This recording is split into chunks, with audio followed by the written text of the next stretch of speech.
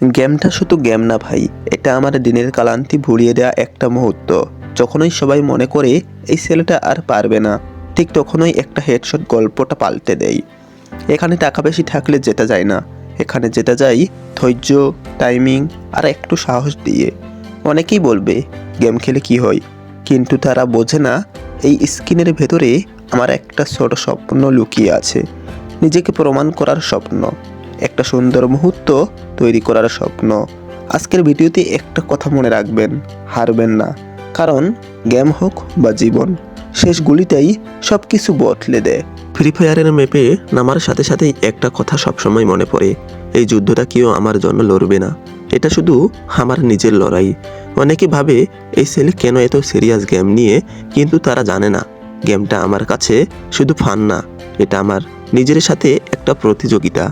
যখন চারপাশে শত্রু, গলির সাউন্ড কানে বাজে আর টিমমেট কেউ বাঁচাতে পারে না, ঠিক তখনই আমি শিখেছি নিজেকে নিজের হিরো বানাতে হয়।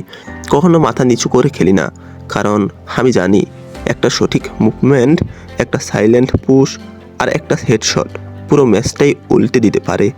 জীবনের মতোই এখানেও সুযোগ আসে, খুব কম, কিন্তু যে ধরে নিতে পারে জয় তার কাছেই যাই।